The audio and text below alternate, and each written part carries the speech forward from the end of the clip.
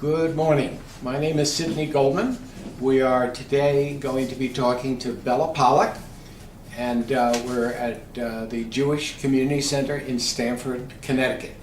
Today is Tuesday, January 21st, 2014. And now let's swing over to Bella and we'll get our interview going. Good morning, Bella.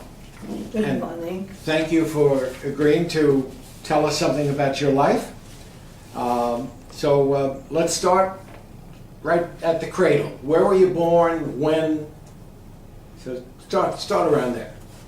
I was born in Czechoslovakia in 1924, which makes me almost 89 years old.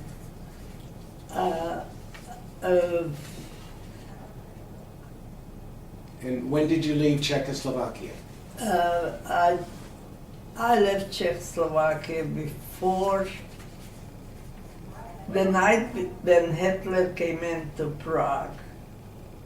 And that night was the night that my mother died. And that night was the night when I left Czechoslovakia, because friends of my father said that the Germans were coming tonight, which it was a Friday night. So we left for Slovakia, and from there to Hungary. And I stayed in Hungary till after the war.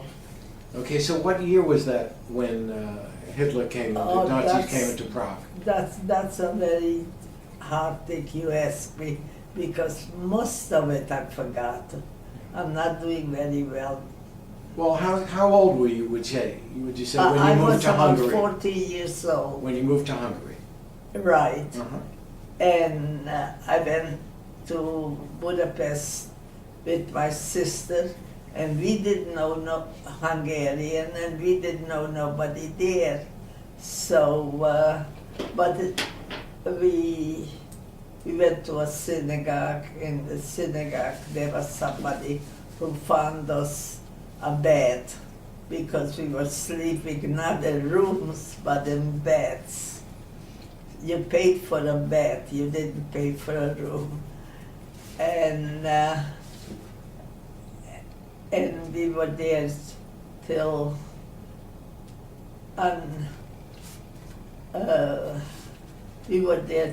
the war was over. So let's back up just a minute. When you were in Czechoslovakia, what did your parents do? My father was,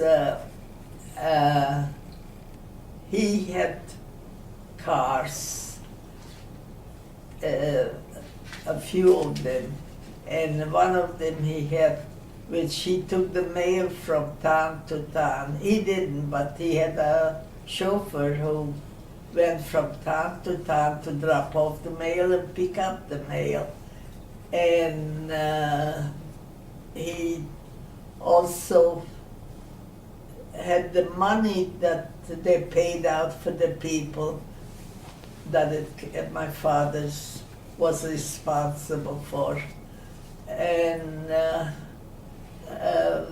we had a store which my father, as he went along from town to town, not he, the boss, and we had bosses too. He took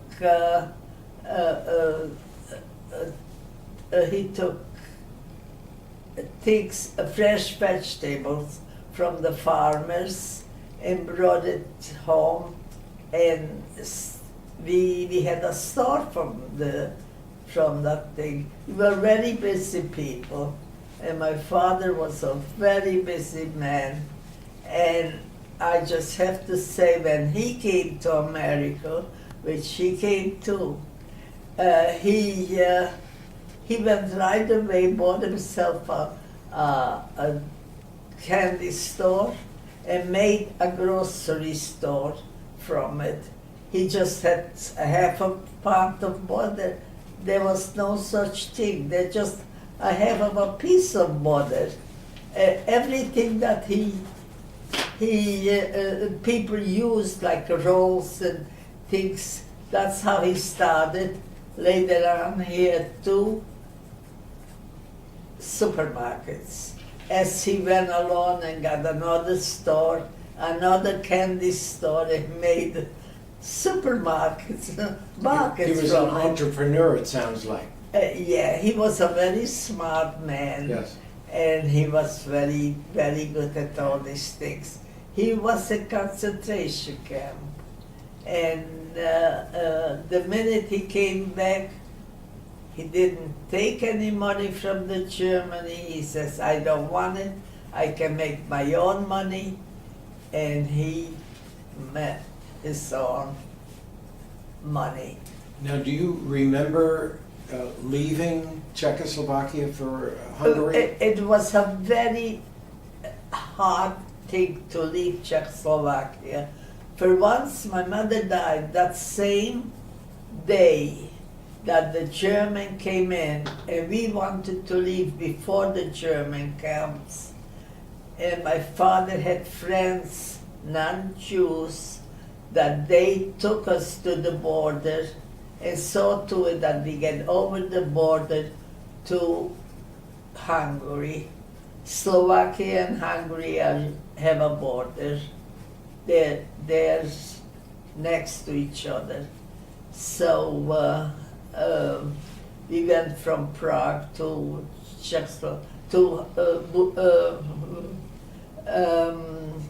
Slovakia, and from Slovakia we went to Hungary. Now, in Hungary, And this man gave me and my sister birth certificates from their daughters, so that we already, when we came to Hungary, we were not Jewish anymore. We were Hungarian. now for the first few years of the war in Hungary, the Nazis didn't go after the Jews, right? Somewhere in the middle that the Hungarian had a plane. The Hungarian had his name was Horthy Miklós. He was the president, sort of the president, and his son was killed in an airplane, but they said that it was put up, and they really didn't know, because there was nothing wrong with the plane. That's what they say, you know. Now, at what point, you mentioned your father had been in a camp. At what point did the Nazis take him, put him in a camp? Well, my father stayed home because we had other children at home. We were 5 children. The 5th one was a boy, 4 girls and a boy. And my father wanted to have a boy the worst way, because in the Jewish law, you have to have a son to say Kaddish. And if you don't have a son, he wanted to have a son that he can say Kaddish for him. And when he had a son, it was his biggest thing that he could have. And he took care of that son like his own. The only way he could take care of his son is to be always with him, to take care of him, because at this point my mother died already. And my father said to my son, don't worry, I'll take care of you, even though mommy died. Then, as they came to Auschwitz, after they took from the people from that community where I lived. They went to Auschwitz, and Mengele, which happened to be the doctor who decided who goes where, and he said to my brother, who was 7 years old at the time, "You go this way," and to my father to go the other way. And my brother said, "How could you said you're gonna take care of me." It's without saying anything. My father felt that he is not doing right to my son, to his son, that he let him go, but he couldn't do nothing anyway. But this time my father found out that these kids are going to the crematorium. And when he came back from Auschwitz, and my father found there was an office where you leave your name and you find who you're missing. So we went to leave our names, and my father, of course, found our names, and he said the worst part that it was from Auschwitz was when they took my son away from me, and I couldn't do nothing for him. So your brother didn't survive? My father survived, Yeah, but not your brother. Not my brother. Yeah. Did your father talk much about his days at Auschwitz? No, the whole time, all he said, he would have been this old, or he would have been that old, he would have been bar mitzvah, he would have been, there was always saying something. He lived with this kid because that kid was to him the most important thing. And anyway, we went home, but we didn't stay too long home. I and my sister, we went back to Budapest, and my father, who ate and ate and ate, he ate so much, like tomorrow it's not gonna be anymore. So we went with my sister to the peasants, and we got them food, and we cooked, and we got food, and he cooked, and he ate, because it's sort of like making up. Anyway, he left from to come from Czechoslovakia. He left to America. Okay. Let's take a step back on something, because it's interesting. When you were growing up in Czechoslovakia, Yeah. what was the climate there for Jews? Were there overt anti-Semitism? Oh, I forgot this part.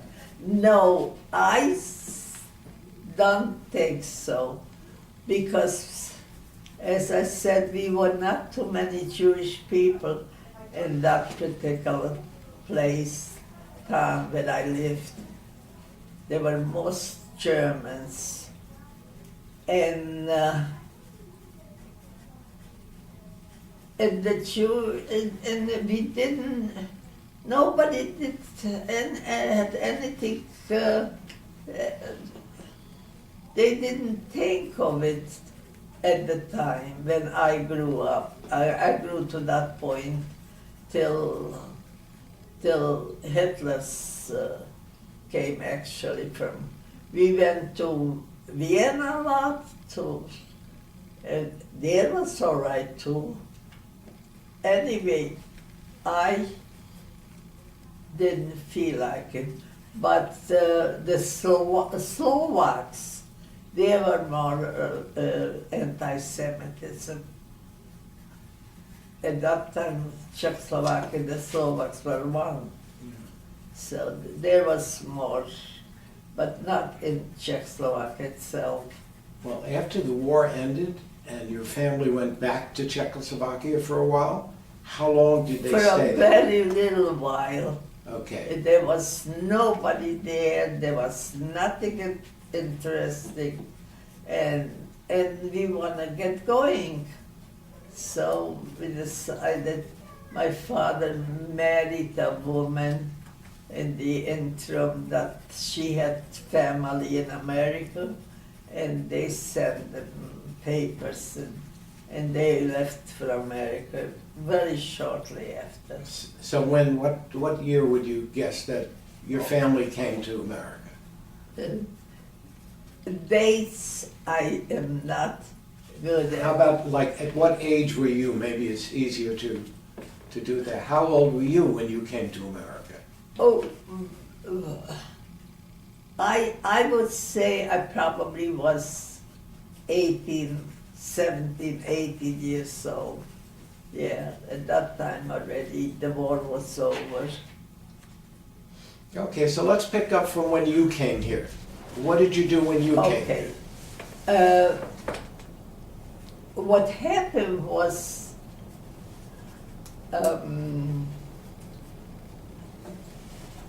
I forget.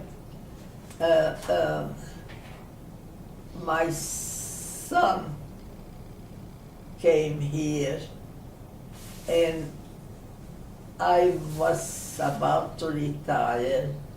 I lived in No, Budapest. I we want to lived go way back to when you were 18. When you first came here. Well, I didn't come here straight. No, I don't mean Stanford, I mean to the state, U.S. Yeah, Oh, where did you come to the U.S. originally? 48. No, but I mean, I where did think you come, so. where, what city, or where did you? New York. New York, okay. Yes. And my father wasn't already in New York, and my father already had a business. Okay, But this time he had a bigger business than that. He always showed us, this is where I started. And it was just a candy store. And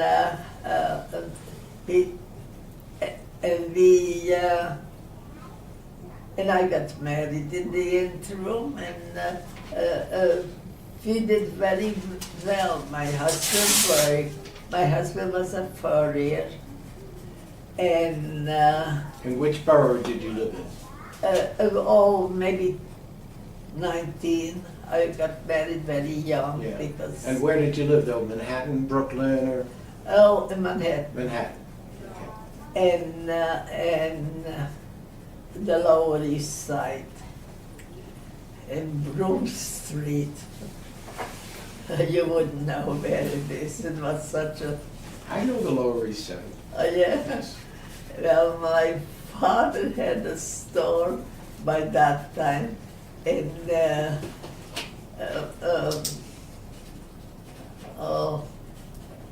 can't remember this, but it's in the Lower East Side. That's where he started, and that's where he did all his business, and that's where he has an Avenue A and an Avenue something where he had the supermarkets. And I want to tell you something about my father. It has nothing to do with this, but to give you an idea of my father.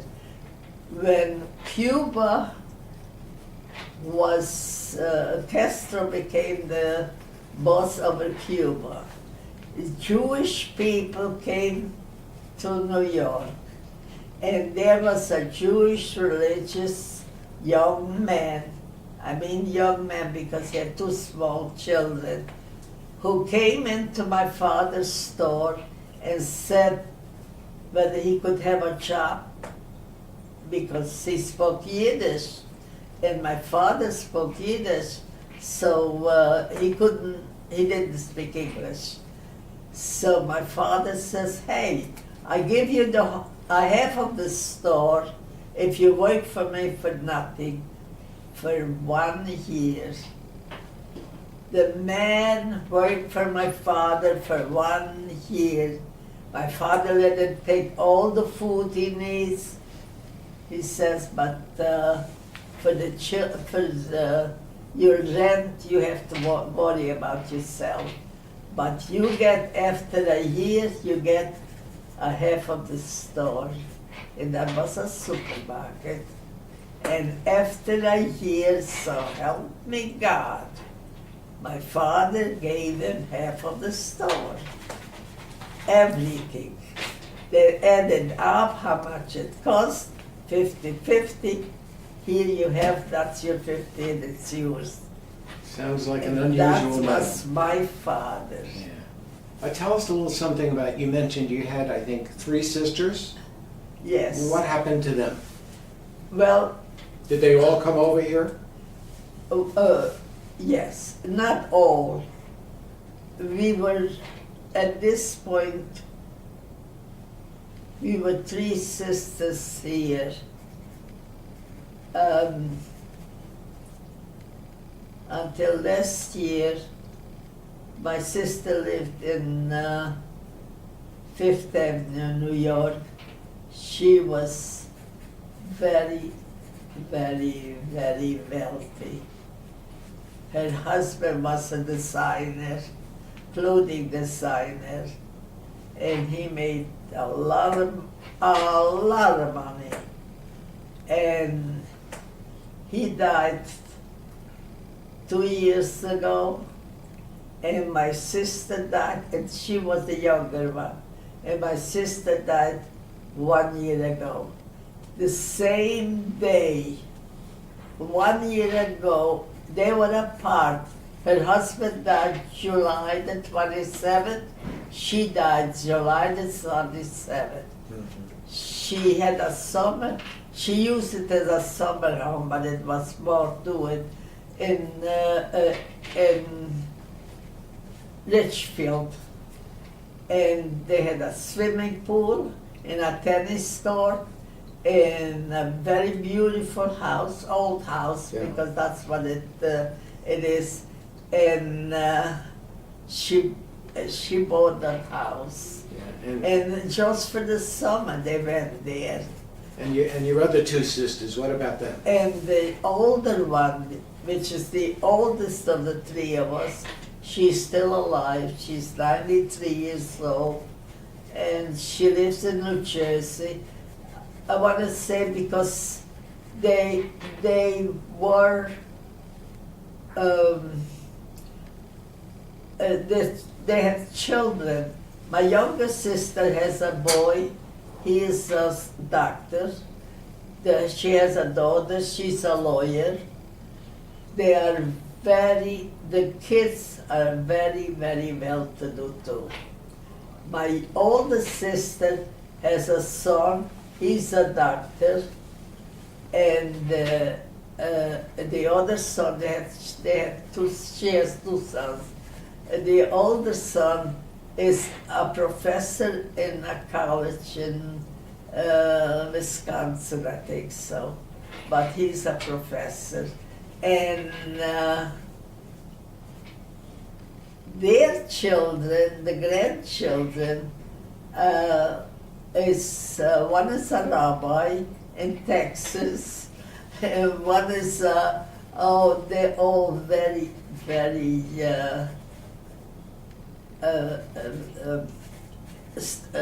learned children. And I have a boy and a girl. My daughter has 2 sons, and my son has 4 children. And the reason I came here to Stanford is because of my son. My son lived in Stanford, and I wanted to live with my son because actually my son says, if I don't come to live to Stanford, then every time I get sick, I'm an old woman, every time I get sick, he says, then they will have to come here to New York. If you come and live in in Stanford, then I feel better because I know that where you are, and I know if you're sick that I'm there. What's your son's name? Leonard, Leonard Pollack. right? Yes. And sure enough, he was right. Every time I go to I have something. He is always there. And luckily, I have a very good daughter-in-law too. Yeah. And Now, she, anyway, so I came to live here because of my son. But then when I moved there, I said to somebody, to a woman, which I knew that she's Jewish, where could I meet some people? I said, I need some people. I don't have nobody here. So they told me to come to here. And I came here, and there was a woman who was in charge. And I told her the story. And so she says, why don't you have lunch here? It cost whatever it was. And you can have lunch and you meet a lot of Jewish people. So I went to have lunch. And after lunch, I was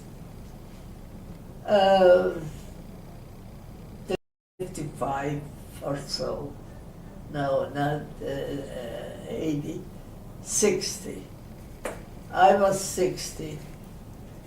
All the people here are as old as I am, and I'm 89. You know, they were all, to me, they all look very old. So I came back to her and I said to her, don't you have any younger people?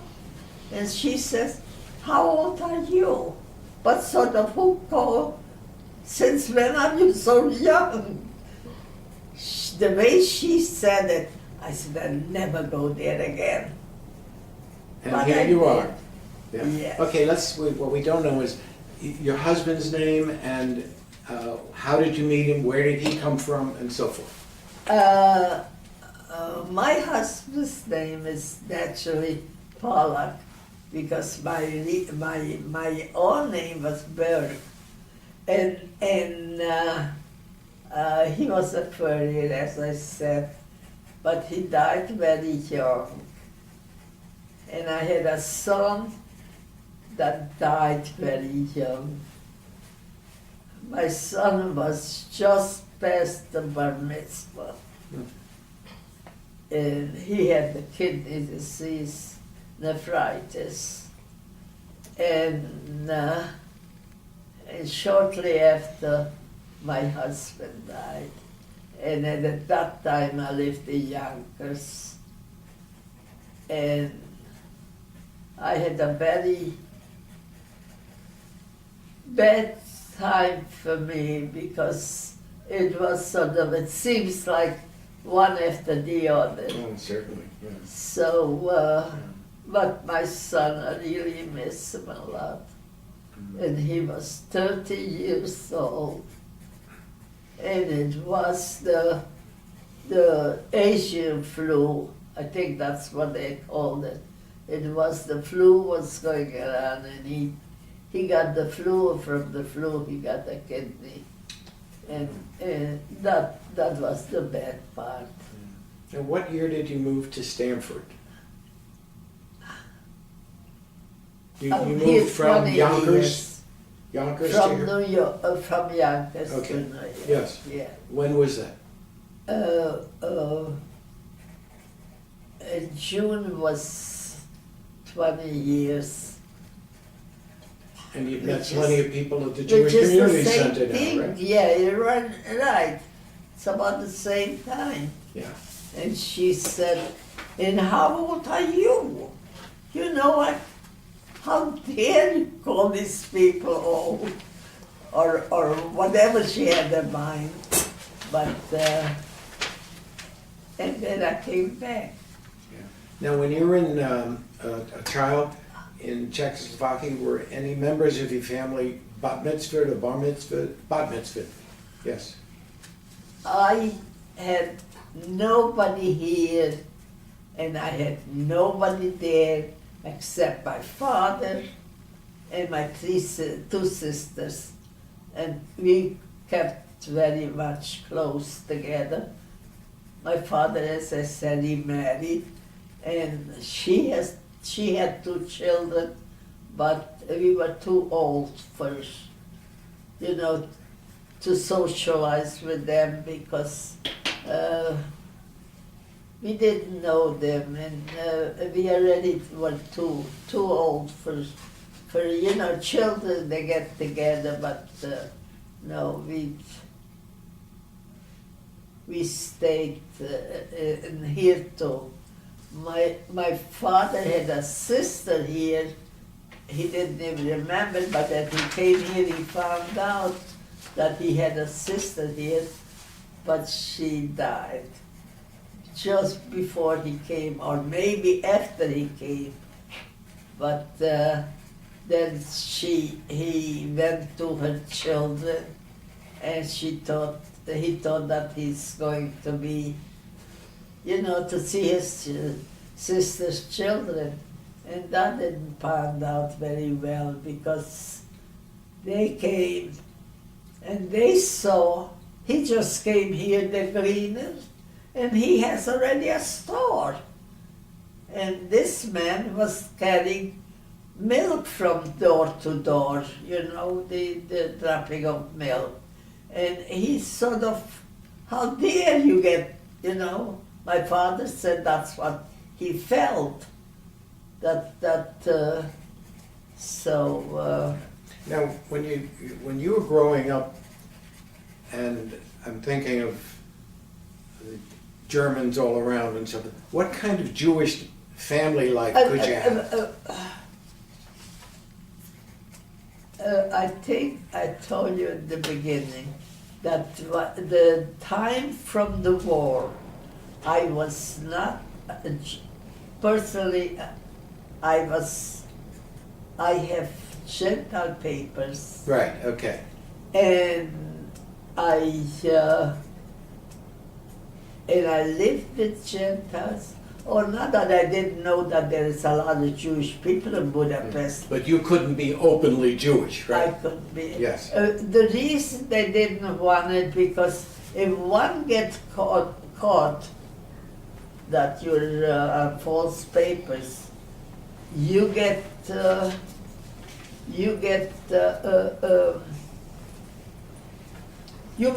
the other one, because that's the first thing they ask, who else do you know, and to tell them,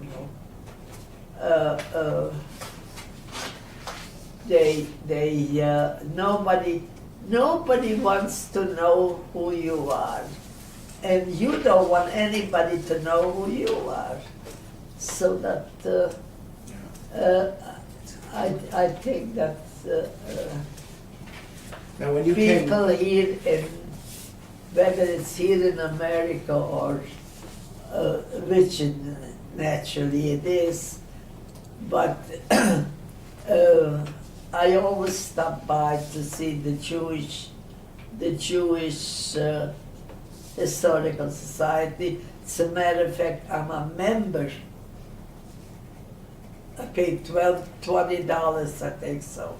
And I went a few times, and because I also belong to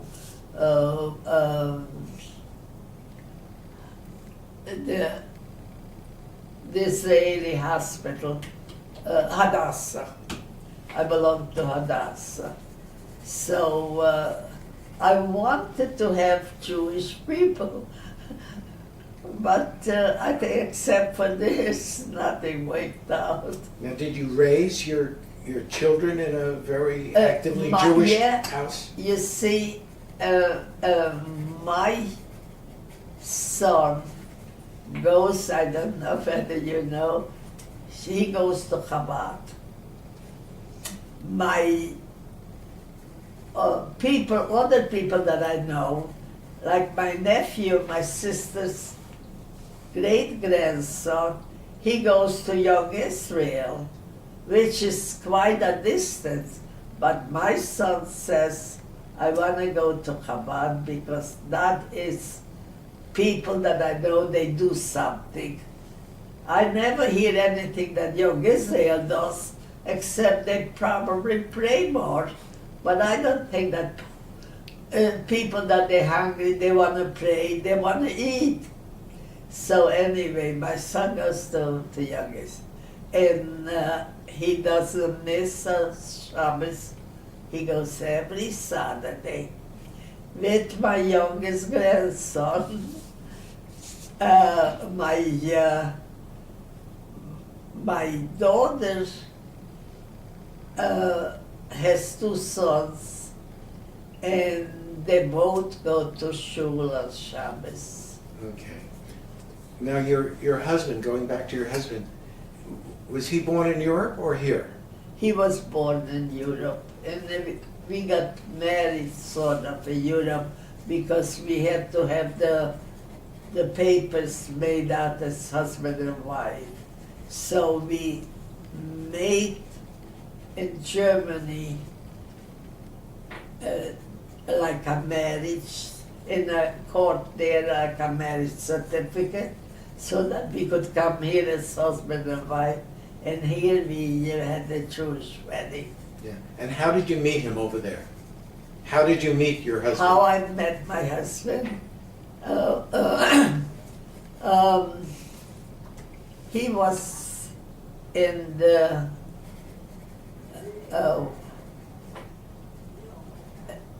he was in a camp, like there was a few camps in Germany, few places that they had camps, and I visited one of the camps, and he was there. Is that after the war? Yes. For displaced persons? Is that it? Everything was after the war. Yes, okay. Because at the time when the war was on, everybody was not hiding, but they don't want to know anybody. As a matter of fact, here was a woman, her husband was 100 years old, he is now 102, and he is now in a aged home. But she was in Budapest too, and we probably were in the same street or so, but I didn't know her, she didn't know me. You know, was your husband Hungarian? My husband? Yes. No, he was from Carpathian. From where? Carpathian. Have you ever heard of Carpathian? Where No. is that? It is big, big mountains.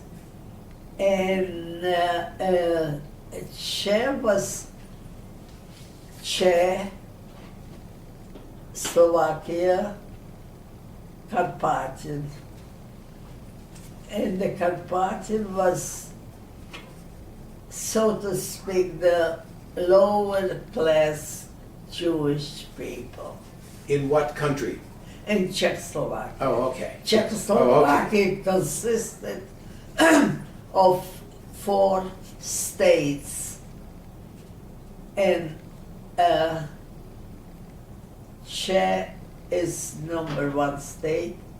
Then there is Oslo. Then there is Slovakia, and then there was Carpathian. Okay. And Carpathian was mountains, and the mountain's name was Carpathian.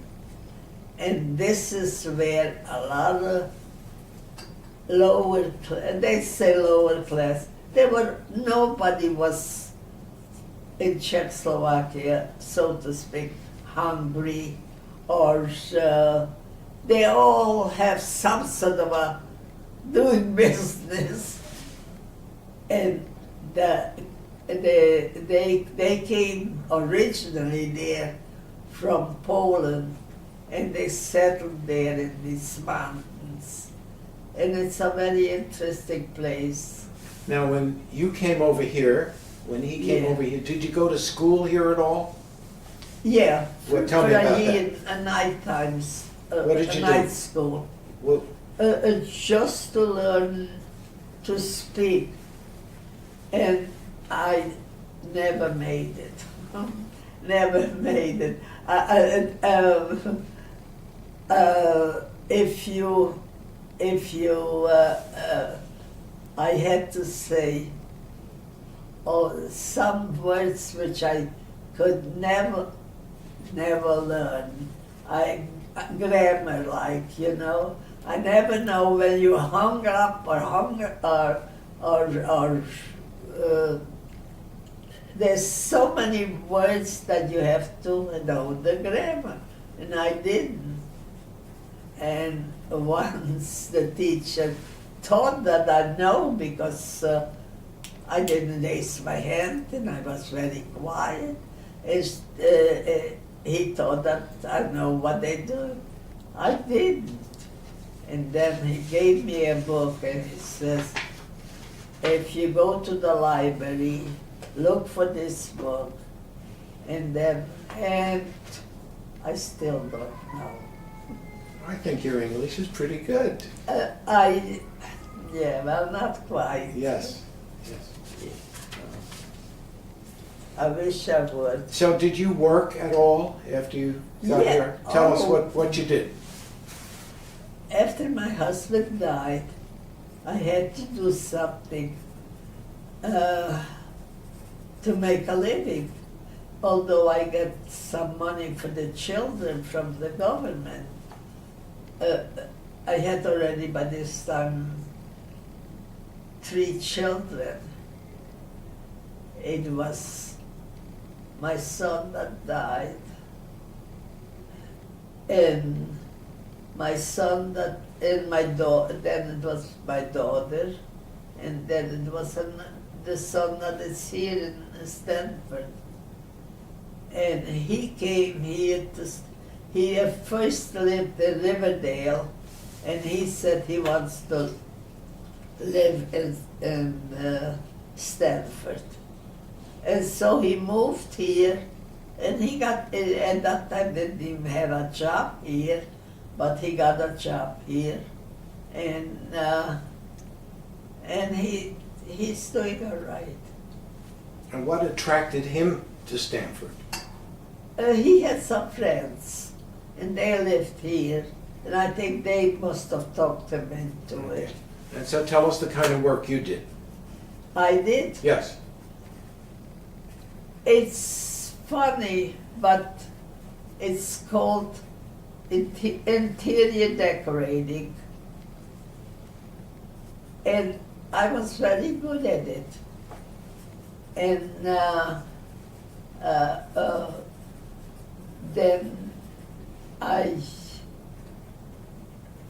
then I didn't have enough.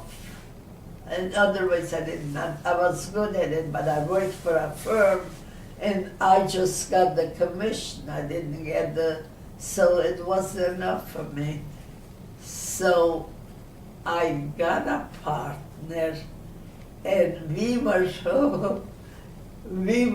going to other countries selling things. Now, we went to Puerto Rico, to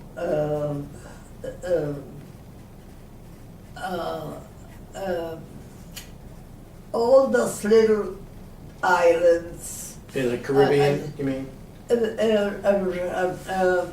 we started in Puerto Rico, and at that time Puerto Rico was it was a gambling house. Now it's now I just read, which it's true, Puerto Rico didn't have a temple. Puerto Rico didn't have Jews. Now they being that they're depending they're depending on tourism, and there are tourists that come, they need a kosher restaurant, and they need a temple. Just saw it in the Times. about a week ago. And now they got a temple, and there is a few Jewish people who moved into Puerto Rico, Curacao,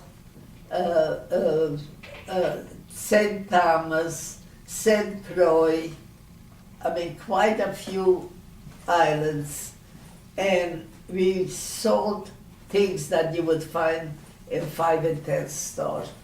Tchotchkes, little things that a lot of cosmetics, because those people live on cosmetics.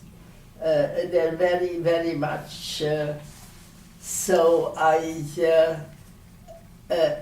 and we were carrying boxes of samples, and some of them little spoons where it says Puerto Rico, St. Thomas, St. Croix. These were all made here, and this was your business? and yes, and then we sold this business. We went twice a year, in the spring and in the fall. In the fall we sold for the spring season, and in the spring we sell for the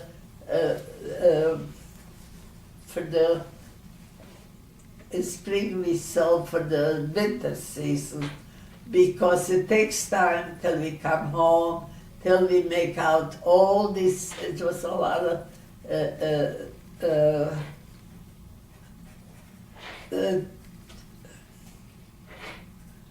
orders, and we had to make out the orders, and then send it, and they get it and they put it out. So it works out that in the summer we go for the winter season, and the winter for the summer season. It's a good business? We were partners. Yeah, and did you sell the business eventually? What happened was that these people eventually wanted to come and see what New York looks like. It became cheap. You could come from here to Puerto Rico for $100. So they came here, and people that they bought these things, they are well-to-do. I mean, they're in business, so they had the money, and so they started to come and to get their own stuff, and that's where I didn't pay anymore, But I was in a lot of these. I even was in Brazil. So help me God. I was in Brazil, Rio de Janeiro, and there I've been to a few, and that is a very, very nice country. I liked it a lot. Have you been back to Czechoslovakia or Hungary? My mother died, as I said, the same day that it was in November. And after the war, between the three of us, every year another one of us go to the cemetery to Prague. She was buried in Prague. And so we go to the cemetery. So 1 year I go, 1 year my younger sister went, and 1 year my older sister went. And then our children went to see it because they wanted to see Czechoslovakia. And it's not very expensive. And the Czech have their own airport, And do they still do it? And they still do. And when was the last time? Now we don't go, 5 years ago. And how did you feel the last time you were there? It's not, I mean, I like Czechoslovakia. It's a very, very nice country. Am I overdoing? No. I think it's boring. Am I boring? No. Oh. My father used to go because there's Carlsbad. I don't know whether you heard of Carlsbad. Have you heard of Carlsbad? No. No. Carlsbad is a bad. It's German.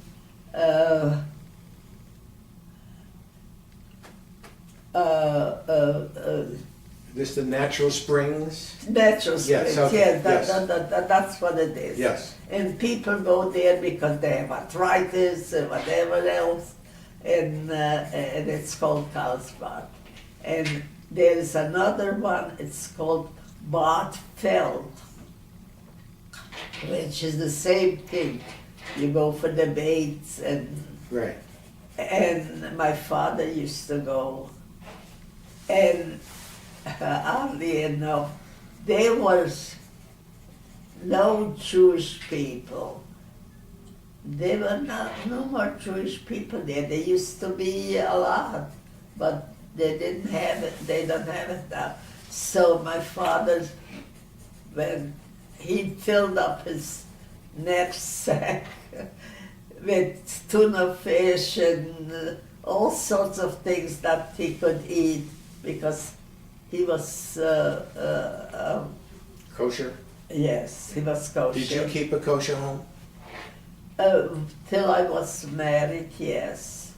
I said till I was married. I was married and I still had a kosher home. Oh, my husband, do you know what Rosh Besan is? No, but you're going to tell me. Rosh is a head. In Hebrew, Rosh is a head. And Besan is a George. So, Rosh Besan is the head of the George. My husband was a grandson of one of those. They are very, if the George Besan said, then this is as good as the government as the government court, I wanted to say. Like the government court. But this is a Jewish court. And as I said, Rosh is in Hebrew a head. And Besan is a George. So the head of the George is what he was. Now he had to be very, very, they called him a rabbi, and anyway, he was a grandson. So I had a kosher.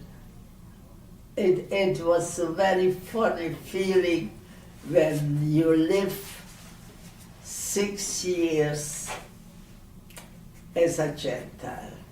You eat pig, you eat everything that it's not kosher, and then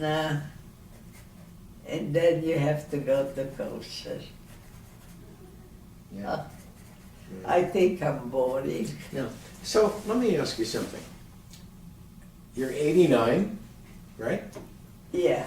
And you look... December the 10th. Okay. And you have a pretty good memory for what's going on in your life. That's not so good. When you think back what's happened in your lifetime, like technology, or what do you think are the important events in your lifetime? I can tell you that people that they were born like me, and that like my sister who is 9, I just spoke to her last night, who is 93.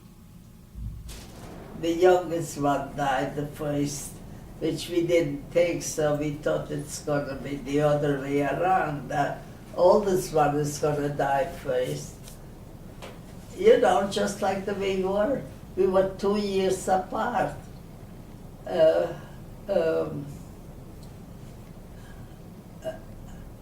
I think that people that were born at my time, and if you would have told them that this is what's gonna happen, that medicine makes so much so much Progress? progress. Yes. I want to tell you, I saw in last week's, or maybe this week's, I get the magazine, and they had, I think they had it in the Times too, that the man that landed on the moon, that it wasn't so. It was a made up story, and it was made up when they make films. The thing was made up there, and they showed you what the flag is floating. What is it, flittering, or whatever the word is. The flag is, he put up a flag, and the flag goes like this. Right. And they showed other things of the thing that the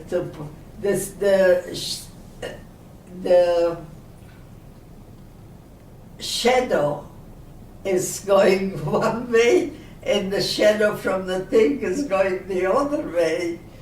And they showed a few things that it's so obvious that it was, and then the article said that they did it because America felt that the Russian made more ahead, and that's why they, you haven't seen it, no? I've read something. Yeah, Yes. right. Yes. I think that you never know what's right or wrong, but So now you're going to be officially in the archives of the Jewish Historical Society. What would you like to say that maybe I haven't asked you about? What? well, I tell you something. I personally would like to. We had it where I come from, that every year we used to hide, dig a hole and make sure plastic, to put plastic that the water doesn't go through. It's the latest, and this is really the latest things that you for that year, and it's, then usually they have it 20 years or 30 years to open up the archives or whatever they call it. Like a time capsule? A time Yes, time okay, capsule. yes. And we left it there, which it was, I wanted so badly to see what we buried there. It's funny, but that was the idea, that we're gonna put it there, and we're going to see. We're going to see what new things came along. Of course, I think that, to me, the first plane that I saw and it landed, I was very, very impressed. And now there's planes going and coming and whatever. But I was very impressed when I saw the first plane. And the guy coming out with, dressed It was for the town where I come from, the 200th anniversary from that town. And this was the thing that they did things. I really would like to see, I would like to see what's going to, what else can they do, you know? So Anyway. what advice here in closing, what would you like to tell future generations who are going to be looking and listening to you? What would you like to tell You them? see, I don't believe all the prediction that they. I have a favorite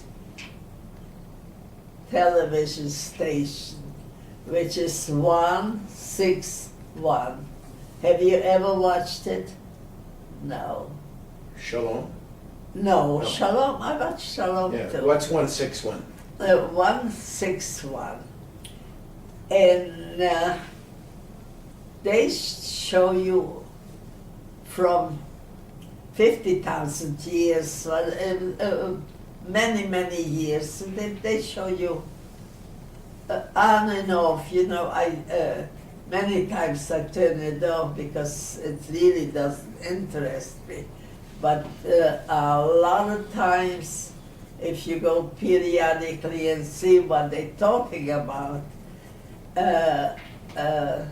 they sometimes they tell you about Albert Einstein, which I thought it was very interesting that he didn't even make the math, and then he became there's other people that very famous ones that they talk about it, and I think I'm very interesting. And I see what happened from 1,000 years back and how much it's now. Although I always say they couldn't do it, but they do it. And I think that I really would like to be here to see what else they're gonna do. Okay, well, so we thank you for participating, and we're going to send you a copy of this interview. You could listen to it and see it, and let your family listen to it, and, you know, I'm sure it'll get you thinking. So thank you so much again. I want to thank you for listening and having that patience. I never, ever, ever talk so much.